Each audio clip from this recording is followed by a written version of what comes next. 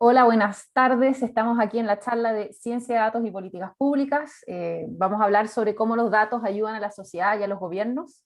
Yo soy María Paz Hermosilla, soy directora del GovLab, que es el Laboratorio de Innovación Pública de la Escuela de Gobierno de la Universidad. Este es un laboratorio que fue fundado en el año 2017, también soy cofundadora de este laboratorio. Lo fundamos en conjunto con Álvaro Belolio, que ahora está en extranjería, y bueno, estamos entonces ya hace 4 años, este es nuestro quinto año en la universidad.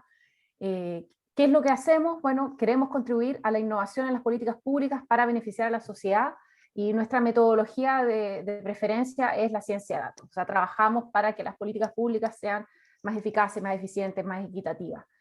También a veces combinamos con otras metodologías, específicamente tenemos proyectos, por ejemplo, con temas de participación ciudadana, pero el core de nuestra metodología de innovación, que son varias, así que hay laboratorios de diseño centrado en el usuario, de ciencias del comportamiento, etcétera. Nosotros estamos en la ciencia de datos. Y trabajamos en investigación aplicada, esa es nuestra esencia, no somos un centro para crear investigación básica. Nuestra investigación es toda de vinculación con el medio, que busca transformar al Estado. Hacemos incidencia colaborativa con otras organizaciones para transformar al Estado. También tenemos programas de formación que son todos de aplicación del conocimiento. Y tenemos una línea importante de ética de datos. ¿Ya? En eso hemos estado trabajando desde la fundación del laboratorio. ¿Qué es la ciencia de datos? Lo primero, nosotros nos gusta una definición como bastante simple que tiene que ver con la ciencia de datos son las herramientas que permiten transformar a los datos en información, pero no cualquier información, sino información que sirva para entender algo, que sirva para tomar decisiones. ¿Ya? Y estas herramientas son variadas, eh, pasan desde lo que muchos quizás conocen como la estadística descriptiva, hasta modelos más avanzados, técnicas más avanzadas, que por ejemplo pueden ser modelos predictivos, ¿ya? Como las redes neuronales, que aprenden del pasado, que tú no les das instrucciones, sino que simplemente, o sea, tú les dices qué es lo que tienen que buscar y en el fondo automáticamente lo buscan, y tú puedes generar modelos que vayan aprendiendo constantemente en la medida que los datos cambien. ¿Ya? Aquí hay muchas como palabras que se usan, especialmente obviamente en el mundo de los negocios, siempre, ¿no es cierto?, se van como instalando conceptos. Está la inteligencia artificial, ustedes habrán escuchado también de Big Data, pueden haber escuchado sobre Machine Learning o aprendizaje automático, la ciencia de datos, Data Science, minería de datos. Básicamente, muchas veces en el fondo, estos conceptos pueden significar lo mismo. Académicamente no significan lo mismo. Tienen intersecciones, pero por decirlo así, comercialmente, o quizás si ustedes son funcionarios públicos y les vienen a tratar de contar sobre un servicio, puede ser que estén poniéndole como inteligencia artificial a algo que no necesariamente lo es. Nosotros nos definimos como dentro de la ciencia de datos, porque la ciencia de datos incluye desde, por ejemplo, la estadística descriptiva, pero también incluye cosas como el machine learning. Entonces, cuando la inteligencia artificial se intersecta con la ciencia de datos, eso es el machine learning, el aprendizaje automático. Big Data es cuando tiene como dos acepciones. Uno es grandes cantidades de datos, las tecnologías que permiten que organizaciones utilicen grandes cantidades de datos. No necesariamente con ciencia de datos, o sea, simplemente yo puedo operar, así como que me entran millones de transacciones diarias, entonces la tecnología que tengo para procesar, así como casi que para que se emitan pagos, es de Big Data. Pero también hay gente que habla de Big Data como el análisis de grandes cantidades de datos, ¿ya? Entonces ahí obviamente también se intersecta con la ciencia de datos, con el machine learning o la inteligencia artificial. Pero obviamente hay otras áreas, o sea, Big Data en el fondo puede ser Big Data sin ciencia de datos o con ciencia de datos, quizás esa es una forma de pensarlo. Big Data es un concepto que introdujo IBM, ¿ya? Comercial. Inteligencia artificial tiene aspectos, por ejemplo, de robótica, que no serían considerados ciencia de datos. Entonces, son conceptos que se intersectan. Nosotros en el fondo nos quedamos con la definición de ciencia de datos que tiene que ver con las herramientas que utilizamos para transformar los datos en información que sirva para la toma de decisiones. algunos también, bueno, Business Analytics se enseñaba, ¿no es cierto?, como esto. Ahora, muchas veces el Business Analytics no incluye las cosas que sí incluye la ciencia de datos, que tiene que ver con, por ejemplo, el aprendizaje automático o Machine Learning. Entonces, eso es un poquito como, en general, el tema de los conceptos. Hoy día esta es una charla que me encanta. Yo hablo de dos temas principalmente. Hablo de ética de datos y hablo también del beneficio que los datos tienen para la sociedad. Y me considero como una evangelista en este tema. Estoy evangelizando permanentemente porque creo que no estamos aprovechando el potencial que tienen los datos completamente. Entonces creo que es necesario que socialicemos qué es lo que están ayudando los datos para que más personas los puedan valorar como una herramienta para resolver problemas. ¿Ya? Entonces esta charla se va a tratar de eso. Les voy a contar sobre casos que yo admiro, sobre casos que usamos para enseñar, todos reales, ¿ya? Nada aquí, nada es teórico. Entonces hoy día voy a hacer como un barrido sobre estos casos. Si les interesa, después también les puedo mandar algunos links. Si algún caso en particular les interesa, al final me comentan. Nosotros tenemos 4 de los casos, creo que estamos viendo acá, los tenemos reseñados en una ficha que usamos en un curso del GovLab de formulación de proyectos de ciencia de datos, así que los tenemos como en una ficha que usamos como en pedagógica, pero que cuentan esos casos más en detalle, así que también les puede interesar. ¿Ya? Entonces vamos, y también les voy a contar casos, obviamente, que hemos hecho en el marco de nuestro trabajo en el Diplomado de Ciencia de Datos para Políticas Públicas. Primer caso que a mí me encanta y que creo que es un ejemplo de cómo la ciencia de datos ayuda, tiene que ver con un software que se llama DART. ¿Ya? Este software básicamente se hace cargo del problema de que en Chile hay una escasez de médicos especialistas, en este caso oftalmólogos, pero ustedes saben que muchos médicos especialistas, hay una escasez en Chile. Y el problema es que cada vez hay más personas con diabetes. ¿Ya? La diabetes es una enfermedad crónica que tiene una serie de ramificaciones en la salud. Una de las ramificaciones en la salud es la posibilidad de desarrollar una enfermedad que se llama retinopatía diabética, y que esa enfermedad no tratada genera ceguera. ¿Ya? Entonces, tenemos un tema de que los chilenos somos sedentarios, ¿no es cierto? Está aumentando los índices de obesidad, todas estas cosas van a generar más personas con diabetes tipo 2. La indicación para un diabético es que todos los años debe hacerse el examen de fondo de ojo. ¿Ya? Este es un examen que se hace en los consultorios, que lo puede hacer cualquier tecnólogo médico, no tiene por qué hacerlo un oftalmólogo, y se saca una foto de la retina. Entonces, ¿qué es lo que pasa? No hay suficientes oftalmólogos para analizar todos los exámenes si es que lográramos que todos los pacientes diabéticos de Chile se lo hicieran todos los años. ¿Ya? Y el tema es que necesitamos hacer una detección temprana, necesitamos prevenir la retinopatía diabética, porque además cuando alguien ya tiene retinopatía diabética y después tiene ceguera, eso le genera muchos costos al sistema de salud. ¿Ya? Tal como, por ejemplo, una herida mal cuidada en un diabético puede convertirse en una amputación de pie, esto es como lo mismo. O sea, hay varias complicaciones que pueden ser bien costosas. Imagínense lo que significa una persona ciega, que para esa misma persona, pero también para la sociedad, para su empleo, para el cuidador de la familia, etc. El problema es relevante. Entonces, ¿qué se hace acá? Acá los datos son las imágenes. ¿Ya? Acuérdense que los datos pueden ser distintas cosas, el texto, las planillas con 1 y 0, pero también las imágenes. Y en este caso se analizan los exámenes de fondo de ojo para detectar señales de retinopatía diabética. Y se hace lo que se llama un tamizaje o screening, que permite básicamente, este software lo que hace es descarta los casos donde no hay ninguna señal de retinopatía diabética. Entonces te dice cuáles casos debieran ir a revisión de un oftalmólogo. ¿Ya? Este es un proyecto que partió de la empresa TeleDX, que partió con el apoyo del laboratorio de gobierno. Ahí se ve la imagen que analiza el software. Entonces, sí es viable que los diabéticos, en el fondo, obtengan su examen de fondo de ojo, pero no es viable de que todos los exámenes de fondo de ojo sean revisados por oftalmólogos. Entonces, esta es una plataforma de telemedicina donde se manda el examen de fondo de ojo y ese examen pasa por un algoritmo que fue creado, entrenado, en donde se le mostró al algoritmo imágenes que decían señal de retinopatía diabética. Este tiene retinopatía. Distinta, en el fondo se le fue entrenando a detectar esto, ¿ya? Así se ve un fondo de ojo que está sano, así se ve un fondo de ojo que tiene problemas, ¿ya?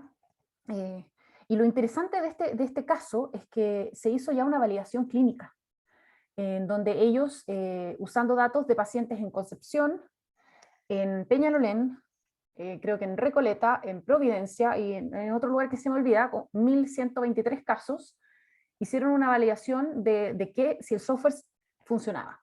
Y obviamente, qué es lo que opinaba el oftalmólogo, porque después estos exámenes los ve un oftalmólogo y te dice, ¿tiene o no tiene? Y solamente se equivocaba en un 1,15% de los casos, ¿ya? O sea, en el fondo casos en donde el software decía que no habían señales, pero que luego el oftalmólogo al revisarlo sí encontraba.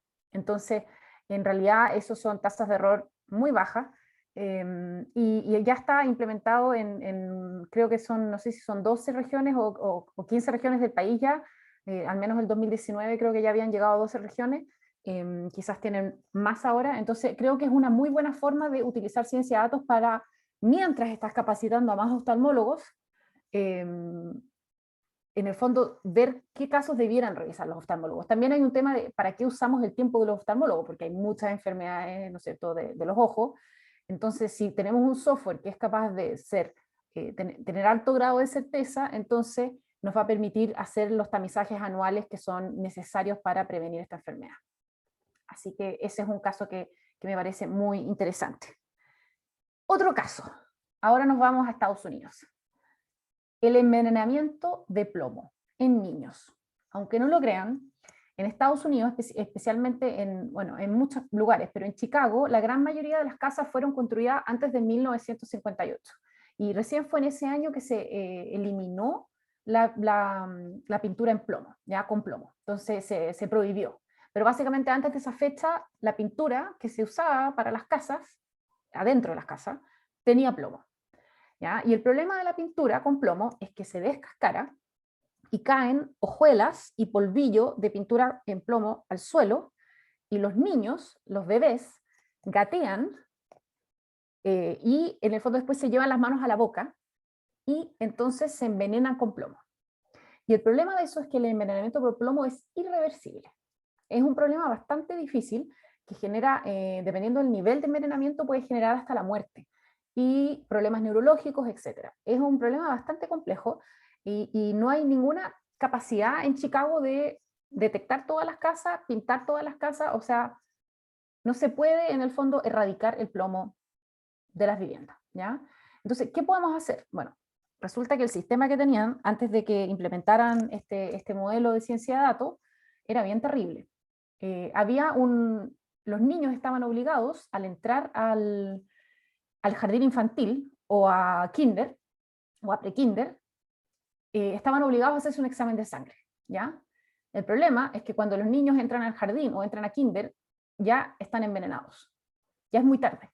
Entonces, lo único que tú puedes hacer es, bueno, te das cuenta que el niño tiene envenenamiento por plomo y entonces puedes ir a arreglar la casa y el hermano menor se salvará, pero ese niño quedó dañado de por vida. O sea, el sistema que la ciudad de Chicago tenía era usar a los niños como sensores humanos. Sistema totalmente antiético, pero bueno, era lo que tenían, y descubrieron de que en verdad podían hacer otra cosa. Entonces se aliaron con la Universidad de Chicago y hicieron un modelo que tomaba datos de exámenes de sangre de los últimos 20 años, de inspecciones de hogares, de toda la base de datos de construcción de la ciudad, y estimaba el riesgo de que una familia viviera en un hogar con plomo, ¿ya? Y lo interesante es que en vez de aplicar este modelo, no sé, en los niños en jardines infantiles, lo hicieron a las madres embarazadas. Entonces, lo hicieron en los centros de salud. Cuando una madre llega a un centro de salud en Chicago, esto partió en una red de 40 clínicas que atendían a población vulnerable. Esa madre, en el fondo, entra a la oficina con el doctor que le hace el examen, no sé, el primer examen de las 14 semanas, y ahí se obtienen ciertos datos de la madre, que esos datos se mandan, en el fondo, por sistemas informáticos, desde el centro de salud al departamento de vivienda, que los hace pasar por el algoritmo y estima un riesgo. Y el riesgo, esto es automático, por supuesto, se demora nada, le aparece al doctor en la ficha clínica. Entonces le dice, doctor, esta persona tiene un alto riesgo de vivir en una casa que tenga plomo.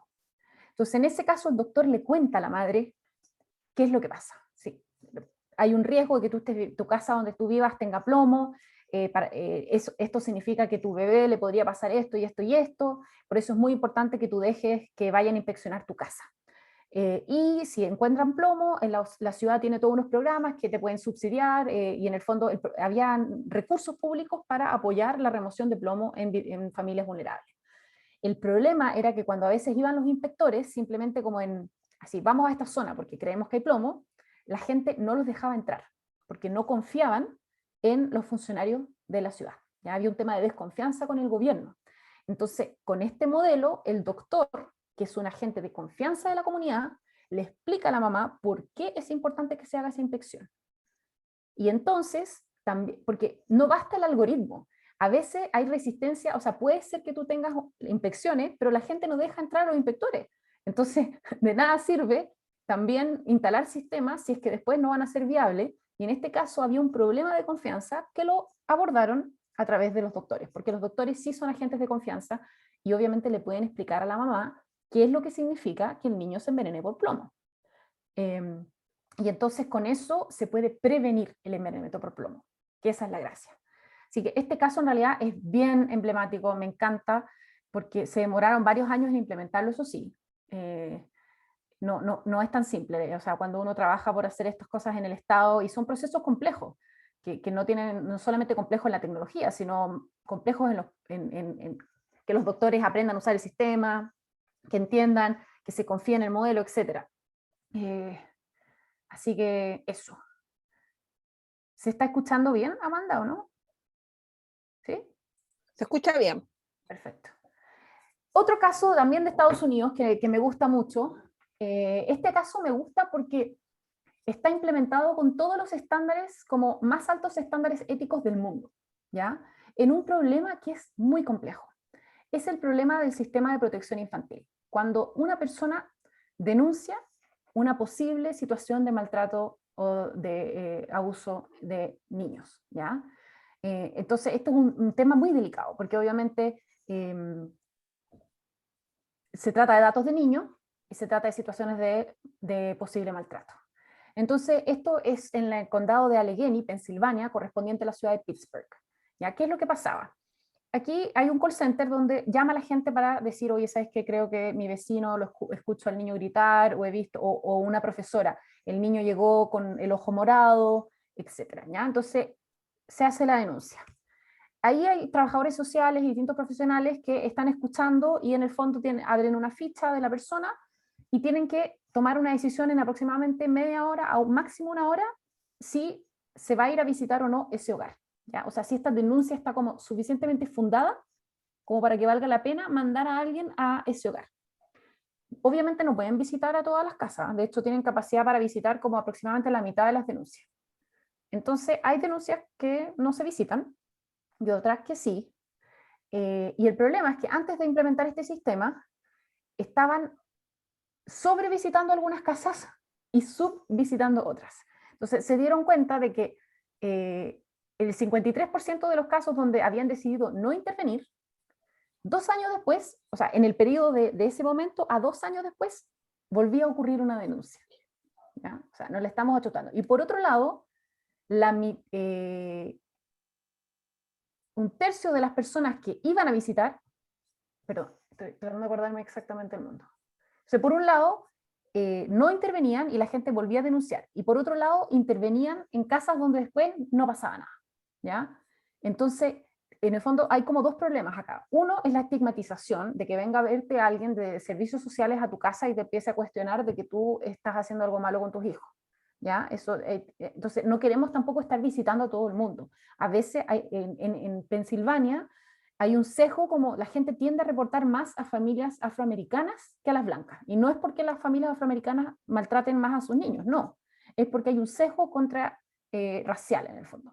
Entonces, no porque te denuncien necesariamente estás maltratando a tus niños. Entonces, también es complejo como que visitar a gente donde no hay problema, ¿ya? pero por otro lado tampoco quieres dejar de visitar si un niño de verdad está en problema. Entonces es algo bastante complejo, ¿ya? Y hay muchas bases de datos en esta ciudad, en este condado, los datos están integrados, pero es difícil como que el funcionario que está ahí, que en media hora, una hora, logre ver como todo el historial del niño, ¿ya? Entonces este algoritmo toma datos de todas las personas que están en ese hogar, todos los niños, todos los padres, tíos, etcétera, toma datos educacionales, de salud, del sistema penal, del sistema de protección, datos de beneficios sociales, todo tipo de datos que tenga el condado, tiene bastantes datos integrados este condado, y emite una probabilidad, y la probabilidad es de que en ese hogar, o sea, de que ese niño sea removido de su hogar en los próximos 2 años por el Estado. Entonces, esto es lo que se ve. La persona que está en el call center mira, ve esto, entonces le dice que este niño tiene un riesgo de 16, ¿ya? Que está en lugar alto. Ahora, el trabajador o trabajadora social tiene que tomar una decisión, y esto es un insumo, no lo obliga, pero hay algunos casos en donde le dice que tiene que sí o sí visitar porque, por ejemplo, tienen algunas reglas, como si hay cierto tipo de denuncia en niños de menores de 2 años, hay como ciertos tipos de denuncias que sí o sí tienen que visitar, pero si no es como que le sugiere. Entonces, lo interesante de este caso es que se hizo con una evaluación ética independiente, con una evaluación de proceso, evaluación de impacto, proceso de participación ciudadana. Es un algoritmo que está toda la documentación de cómo fue producido transparente en la página web, con preguntas frecuentes. Se hizo un trabajo súper importante con la comunidad, entendiendo que este era un tema sensible. Y en la evaluación de impacto que salió publicada a fines del 2019, mostró, por un lado, que se reducían las disparidades raciales. O sea, que esto de que la gente denuncia más a los afroamericanos, luego, y que hacían que se visitaran más a los afroamericanos, eso se había atenuado. Y por otro lado, que los niños que se visitaban estaban, en el fondo, aumentó la proporción de casos que de verdad ameritaba que se visitaran, y por otro lado, bajó la proporción de casos que no ameritaba que se visitaran, ¿ya? Entonces, esta es una evaluación independiente que hizo la Universidad de Stanford. Si a ustedes les interesa este tema, este caso, existen pocas evaluaciones de impacto de algoritmos en el mundo, bien pocas, honestamente. Este es uno de los casos. Creo yo que es una excelente práctica. Bueno, la evaluación de las políticas públicas es una práctica que debiera haber más en general, no es como que hay, pero obviamente que también de algoritmos no hay tanto. Nosotros vamos a hacer un curso de evaluación de proyectos de ciencia de datos por primera vez este año, en junio, porque sabemos que es un tema que les interesa que es un tema de frontera, que se necesita más información. Entonces hemos diseñado este curso especialmente para enseñarles a ustedes que están haciendo sistemas de ciencia de datos, cómo evaluarlos, no solamente en el laboratorio, porque eso lo pueden aprender en las escuelas, ¿no es cierto?, de ingeniería, así como técnicas de cross-validation y las métricas normales, sino qué pasa cuando yo lo llevo a terreno, a mi proceso de política pública, cómo evalúo si funciona o no funciona. ¿Ya? Ese curso ya está publicado en nuestra página web, va a estar en junio, tenemos un profesor de la Universidad de Stanford, más un profesor de nuestra universidad, y creemos que es algo que se requiere hacer más, y por eso hemos diseñado esa oferta académica. Así que eso con el caso de Allegheny. Realmente es un caso muy bonito y tiene mucha documentación. Si ustedes son estudiantes, tiene muy buena documentación de todo el proceso, desde que lo pensaron hasta que lo evaluaron. Otro caso más. ¿Cómo estamos de tiempo? Vamos bien. Este caso es de la Fundación Todo Mejora, ¿ya? No sé si ustedes conocen la Fundación Todo Mejora, pero ellos buscan promover el bienestar de niños, niñas y adolescentes que sufren de bullying y comportamiento suicida, principalmente por su identidad o expresión de género. ¿Ya? Trabajan con la población LGTBQ, y es una fundación que tiene un programa que se llama La Hora Segura. Y este es un espacio de una plataforma de chat donde los jóvenes pueden acceder en el fondo para pedir ayuda. Es una contención, lo que se llama primeros auxilios psicológicos, ¿ya? Es un espacio seguro para conversar con voluntarios capacitados, entrenados, que en el fondo los pueden apoyar en momentos de dificultad. Entonces, el tema es que a veces hay más demanda por atención de estos profesionales que la oferta de ellos, ¿ya? Entonces tienen ese problema de que, por ejemplo, cuando hay ciertas series de Netflix que hacen como un aumento de las llamadas, como por ejemplo 13 Reasons Why, una serie que era como sobre el suicidio, generaba como un aumento de impacto en la plataforma, o sea, de solicitudes de conversación. El tema es a cuál atendemos, porque si tengo que tener gente que está esperando, algunos les voy a atender ahora, otros los voy a atender en 10 minutos más, a otros quizás en media hora más, ¿a quién atiendo primero? Entonces ellos trabajaron con la empresa Let's Talk e hicieron un modelo de detección de riesgo. Entonces lo que le enseñaron a un algoritmo es a clasificar el riesgo de la conversación. Entonces voluntarios profesionales clasificaban primero conversaciones en riesgo bajo, riesgo medio, riesgo alto, ¿ya? Entendiendo como riesgo, o sea, la apreciación profesional de que esta conversación podría, por ejemplo, derivar en una persona que está como con ideación suicida, en el fondo, en torno a esa sintomatología. Y entonces, lo que hace esto es que pone las conversaciones, cuando hay lista de espera, pone las conversaciones más riesgosas primero, para que esas se atiendan primero.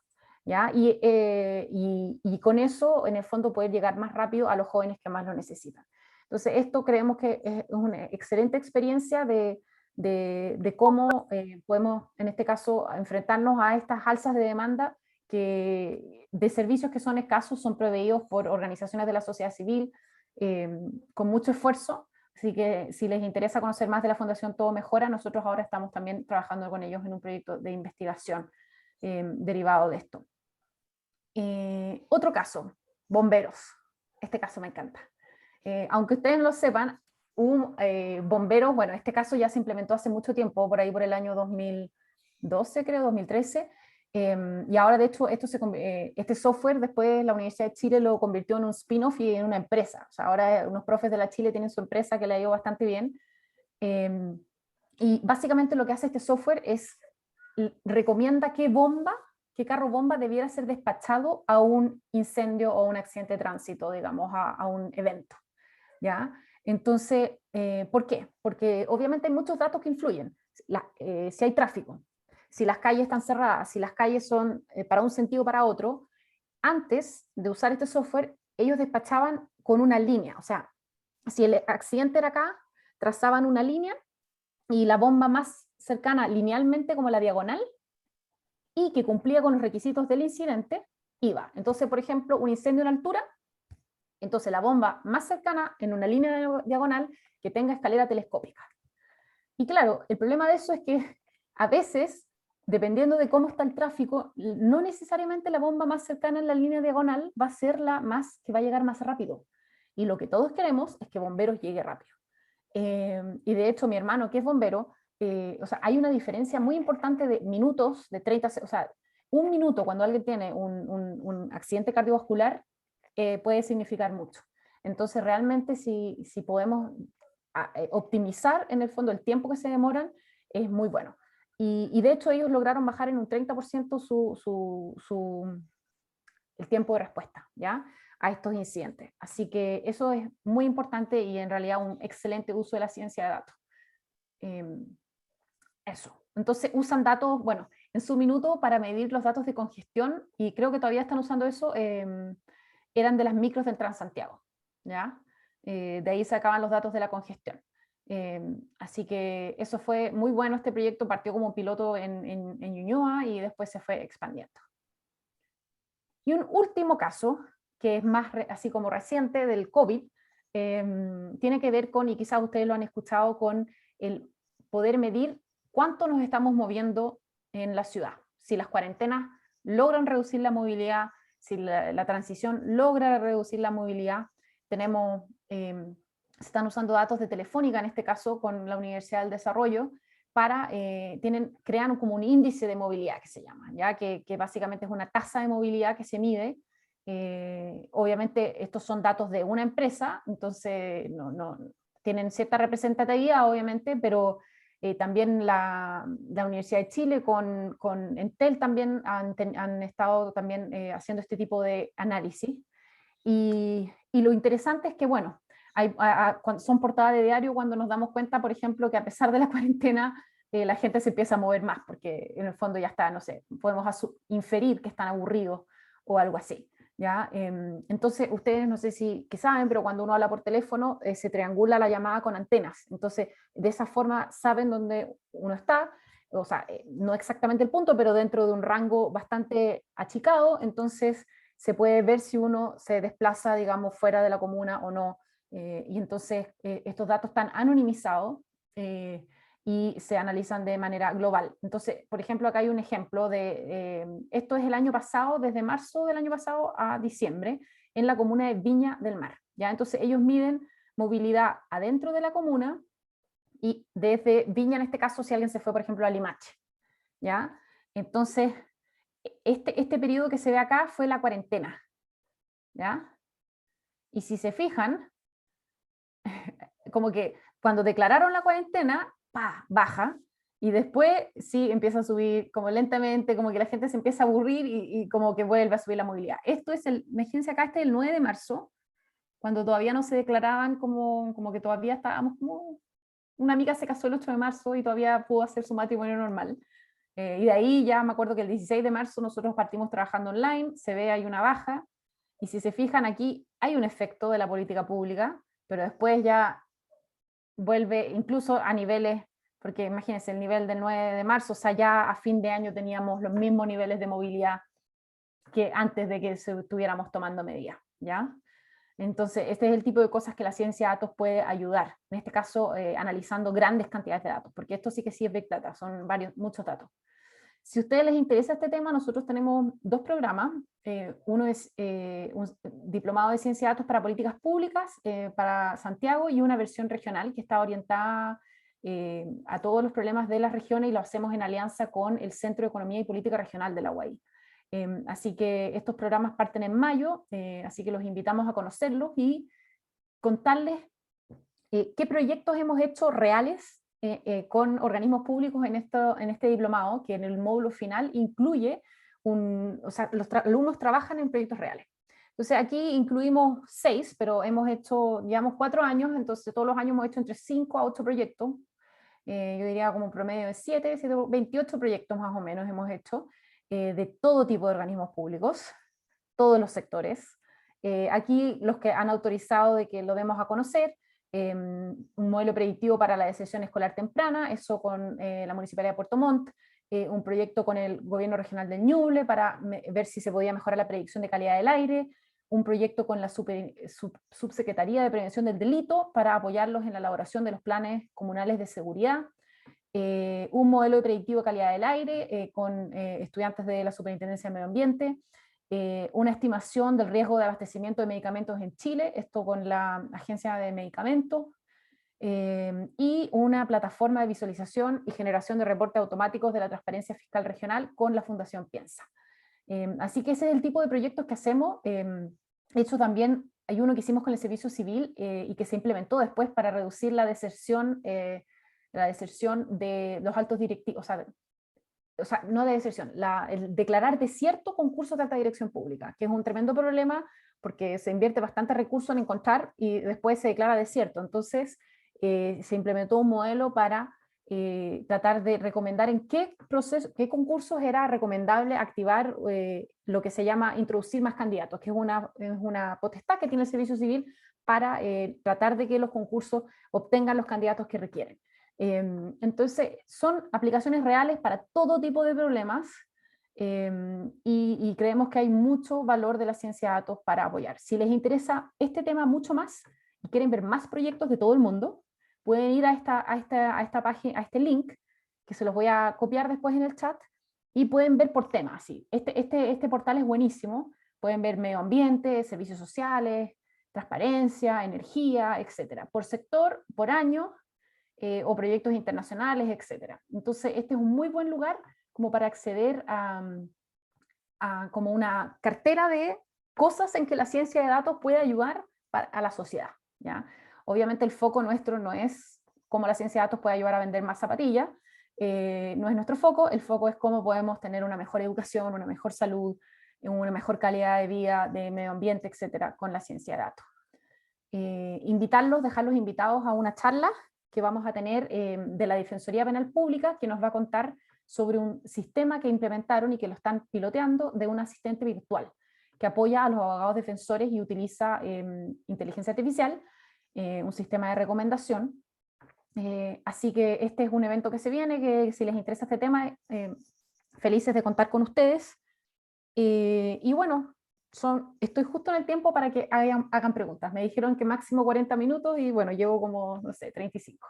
Así que vamos a abrir a preguntas. Ahí está también mi correo, mi Twitter, por si me quieren seguir. Y voy a dejar de compartir para mirar el chat y pedirles si tienen preguntas. Ya.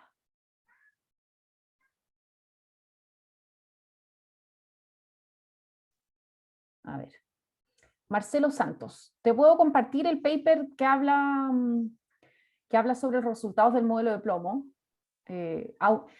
Lo importante de estos modelos es que siempre que tienen que mejorar la situación de base, ¿ya?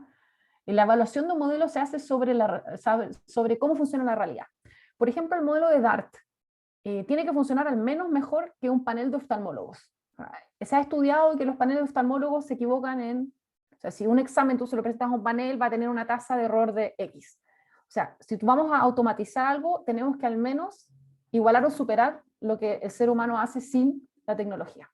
¿Ya? Entonces, ese es un poco cómo evaluamos los modelos, o sea, el benchmark. Entonces, pero pasa muchas veces que no sabemos qué es lo que está pasando. Entonces, porque tú en el caso de Allegheny, es bien interesante, pero no fue hasta que nos empezaron a meter en los datos que se dieron cuenta lo terrible de la situación. O sea, el que estaban no encontrando a los niños que tenían que encontrar y en el fondo, vigilando a los que no tenían que vigilar. Entonces, y eso pasa mucho que cuando uno ya empieza a analizar los datos, aparecen, por decirlo así, el valor público de esta intervención que yo voy a hacer. Así que eso es algo como relevante, pero prefiero mandarte el paper porque son tantos casos que no, no me acuerdo de todas las tasas. A ver, estoy mirando. Para el caso de los datos de movilidad obtenidos a través de Telefónica, ¿cómo trabajan el dato geográfico? Si la detección del punto depende de la intensidad de la calidad de señal, sí. Mira, con respecto al tema de cómo se trabaja,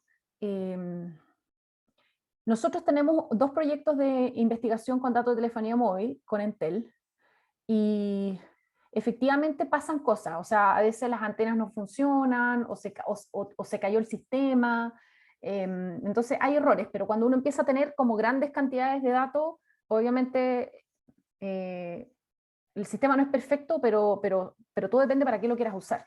Entonces, acá cuando estamos calculando la movilidad en las comunas, entonces por más que hayan ciertos errores, es suficiente. O sea, al final lo que uno quiere ver está bajando o está subiendo la movilidad. Entonces, pueden haber errores, pero no es... El tema del error va a depender mucho para qué se usa. Si vamos a detectar cáncer, queremos que el sistema sea lo más, o sea, que se equivoque lo menos posible, ¿no es cierto? Pero si lo que estamos viendo son medidas como gruesas, como en este caso la movilidad de las comunas, obviamente que pueden haber errores y no es... no va a tener tanto efecto. O sea, el tema del error depende mucho siempre uno tiene que evaluar cuál es el daño. O sea, si yo me equivoco, ¿qué es lo que pasa? Y dependiendo de para qué uso la ciencia de datos, es el tema o sea, dependiendo del uso, del caso de uso real, es como, ¿qué es lo que pasa con el error? En general, los sistemas de salud, lo que se busca, todo lo que tiene que ver con diagnóstico, se busca minimizar el falso negativo, o sea, el no detectar. Si yo detectar más prefiero detectar más. Hay una persona que se quedó como con... No, ya. ¿Me están escuchando, no? ¿Bien? ¿Sí? Ya, ok. En los sistemas de salud yo siempre voy a preferir que doctores vean casos que no son, pero que pensé que eran, porque siempre los modelos tienen errores. O sea, en el fondo, si yo quiero minimizar los falsos negativos, que son el no detectar, ¿ya? O sea, yo dije que ese no tenía la enfermedad y la tenía, es el peor de los casos, entonces prefiero equivocarme más para el otro lado, o sea, pensar que tú tienes la enfermedad y en verdad no la tienes. ¿Ya? Ahora, tampoco puedo mandar a todos a revisión al doctor y resulta que no tenían el problema. Entonces, siempre son como que uno va ponderando y en ese sentido hay como trade-offs, ¿no es cierto? O sea, uno tiene que compensar entre la tasa de falso positivo, falso negativo, porque obviamente estamos tratando con personas y con situaciones reales. el diplomado es parte de algún magíster. Nuestro diplomado convalida ramos con el magíster de Data Science de la UAI. Ustedes pueden convalidar 3 ramos del magíster. Así que eso, está encadenado, no completamente, pero sí convalida ramos. A ver, el caso en Puerto Montt, ojo, ellos hicieron el proyecto de detección de la deserción escolar de Puerto Montt, se hizo en el marco del diplomado recién el año pasado y todavía no está implementado. Se hizo la primera exploración de datos en el marco del diplomado. Así que en ese sentido no está implementado todavía. Está solamente hecho una primera exploración, Ana María. Pero esto es, la persona que está viendo esto en Puerto Montt es en la DAEM, se llama Roberto Yáñez. Pero no está implementado todavía. No como el de servicio civil que les comenté que sí se implementó. Catherine, ¿quieres hablar? Estoy tratando de ver los chats, pero estoy un poquito atrasada. Sí, bueno, me presento, mi nombre es Catherine Flores y darte las gracias por la presentación, estuvo muy interesante, pero te preguntaba específicamente por los datos geográficos y la intensidad de la señal por el punto que se genera. A mí en lo particular me llamó la atención el ejemplo porque yo soy geógrafa, entonces ¿Ya? entiendo que la distribución territorial y por ende las señales van diferiendo. Y si yo genero datos, esos datos, claro, en ciudad, por ejemplo, donde se tiene una cobertura relativamente buena, se pueden obtener datos con menos error. Pero, ¿qué pasa en las regiones y en las zonas más aisladas? Sí. Por eso tenía esa duda. ¿Cómo se trabaja ese posible error?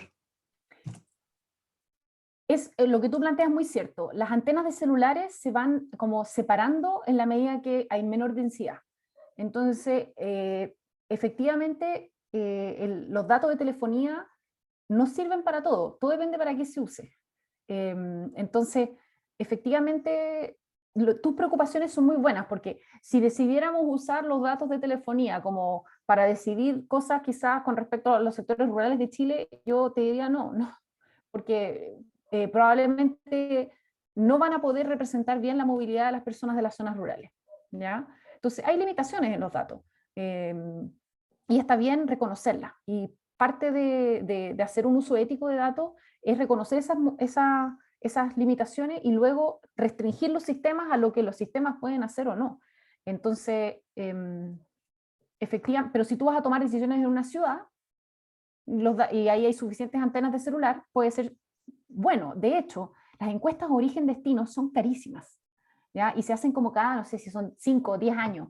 Entonces, por ejemplo, en una ciudad o zona urbana, el uso de datos de telefonía móvil permitiría reemplazar la encuesta origen-destino y hacerla mucho más frecuentemente. Entonces las políticas de transporte podrían estar más actualizadas, ¿ya? Pero para la zona urbana, ¿ya? Entonces, lo importante es no pedirle a los datos lo que no pueden dar.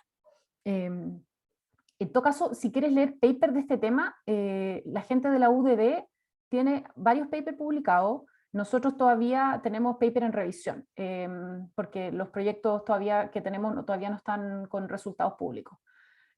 Pero del Instituto Data Science de la UDD han trabajado bastante con los datos de Telefónica, porque tienen una alianza con Telefónica, así que ahí puedes buscar en ese lugar. Catalina. Hola, sí, buenas tardes. También muchas gracias por la presentación, estaba buena. Quería preguntar respecto al estudio de teléfonos, de las llamadas telefónicas a las cuarentenas. ¿También se consideran llamadas por WhatsApp? ¿Solo por...? No. El tema de la movilidad. Claro, sí. No, son solo llamadas, o sea, no son llamadas en verdad, no se consideran llamadas. O sea, el WhatsApp no se monitorea, digamos. Ah, ya. Y lo otro que quería preguntar, que me pareció interesante ese proyecto que hubo de estimación del riesgo de abastecimiento de medicamentos en Chile. ¿Se puede conseguir el estudio o el proyecto para poder leerlo? Sí, ese proyecto se trató finalmente de un medicamento específico, porque Ya. partió como de varios, y de ahí el estudiante se fue dando cuenta de que en verdad había que partir por uno y terminó escogiendo, no recuerdo cuál medicamento, pero era uno que si escaseaba, tenía graves consecuencias, digamos. O sea, era como un medicamento que se usaba para tratamiento de enfermedad crónica y como de alto impacto, pero en realidad no tengo, o sea, esto fue un proyecto académico y la última vez que hablé con el estudiante no había derivado ¿cómo se llama esto?, en una publicación, así que no tengo eso como para compartir. Ah, ya. Igual de todas formas, muchas gracias. De nada. En la página nuestra del GovLab, nosotros, bueno, los proyectos que hacemos, obviamente, y que tienen publicaciones o links, están ahí, govlabway.cl. También puse en el link del chat la página de la Universidad de Chicago, o sea, no era de la Universidad de Chicago, pero ahora es de la Fundación de Data Science for Social Good, donde pueden ver ese directorio de proyectos. Es bien interesante, ellos llevan mucho tiempo trabajando y con todo tipo de organizaciones, así que nosotros, para que ustedes sepan, estamos trabajando en crear un repositorio de ciencia de datos en el Estado de Chile, implementado en sector público. Ya tenemos una versión beta y estamos trabajando arduamente para lanzarla en los próximos meses. Por lo tanto, cuando esté pública esa, yo los voy a referir a nuestro repositorio y ustedes van a poder ahí buscar qué proyectos hay en salud, qué proyectos hay en educación. Nosotros estamos haciendo una investigación permanente de las distintas aplicaciones que está teniendo en el sector público la ciencia de datos. No es tan fácil porque muchas veces como que a veces lo anuncian por ahí un comunicado de prensa y después uno busca más información y no necesariamente hay. Y también, para que ustedes sepan, estamos haciendo un catastro con el Consejo para la Transparencia sobre sistemas de toma de decisiones automatizados en el Estado. Y ese estudio lo partimos en enero y vamos a publicar los resultados en aproximadamente noviembre, ¿ya? Entonces también por ahí por noviembre vamos a tener noticias de quién, o sea, no quién, bueno, qué organismos públicos en Chile están usando sistemas de toma de decisiones automatizados que utilizan ciencia de datos y quiénes no. Así que eso también va a ser un estudio muy interesante que estamos haciendo en alianza con el Consejo para la Transparencia. Así que sí vamos a tener como más información sistematizada disponible para ustedes. Estamos trabajando para ustedes. Eso. No sé si algo más. Preguntas, estoy mirando. ¿Cómo hacer que la ciencia de datos sirva también para aplicarla en localidades donde no hay acceso o posibilidad de manejar tecnología? Mira, lo que se ha hecho, Claudia, muchas veces es que se hacen, por ejemplo, aplicativos donde las personas ingresan los datos, por ejemplo, en un celular o un iPad sin internet, y luego ese sistema, cuando la persona como que tiene conexión, actualiza, ¿ya? Entonces, en el fondo se utiliza este concepto de que no tengas que estar conectado para usar el sistema, ¿ya? Hay varios proyectos en el mundo como que cuando quieren captar datos en zonas rurales, donde no hay tanta conectividad, se diseñan así. Ahora, es bien importante que se diseñen así, porque por ejemplo Google tiene un caso súper emblemático fallido en Tailandia, donde hicieron un software de retinopatía diabética como el de DART, pero no tomaron en cuenta las condiciones de conectividad que tenían los distintos consultorios en Tailandia. Y el problema que tenían es que cuando lo trataron de implementar fracasó en varios lugares, y una de las razones fue porque en algunos lugares la conectividad era tan mala y el sistema estaba basado en funcionar con una buena conectividad.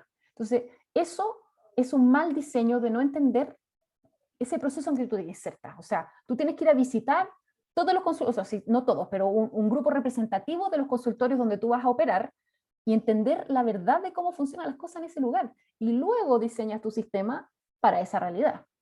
Entonces, con Google no lo hizo y después su sistema fracasó, incluso hay un paper de eso. Entonces es importante entender las limitaciones del lugar donde estamos. Y esto aplica para cualquier innovación pública, o sea, uno no puede innovar sentado en el escritorio, uno tiene que ir a hablar con los usuarios, que de hecho se aplican al principio la definición del problema, uno ahí usa técnicas de observación, técnicas que vienen de las ciencias sociales, de la antropología, diseño centrado en el usuario, ¿no es cierto? Y de ahí, entendiendo muy bien el proceso, ve si los datos pueden ayudar. A mí no me gusta la gente que es como, no, hay que usar tecnología porque la tecnología es buena, como el tecno-optimismo. No es así. Hay problemas que no se resuelven con tecnología o con datos. Entonces, me gustan los datos, pero tampoco es la panacea, la bala de plata, no sé. Así que eso es lo que te podría responder. Eso, bueno, estamos a 5 minutos de cerrar. La versión regional también, en la versión regional Rigoberto sí va, o sea, es lo mismo que la versión de Santiago en cuanto a la convalidación para el Magíster de Data Science. ¿Ya? Así que es igual. O sea, va a convalidar los mismos 3 ramos, porque es el mismo contenido, solamente que la versión regional trabaja sobre casos de uso específicos y de interés de las regiones, pero es el mismo contenido como conceptual de las metodologías. Eso. Bueno, muchas gracias. Sería bueno, estaba pensando que les pasáramos la presentación, la voy a convertir la voy a descargar en PDF en este instante y la voy a mandar por el chat, por si alguien la quiere, porque no sé si si tenemos forma de registrar que todos vinieron, no sé. Así que si a alguien le interesa la presentación, se las voy a entregar de inmediato, para que sea más eficiente. Por el chat, ahí va.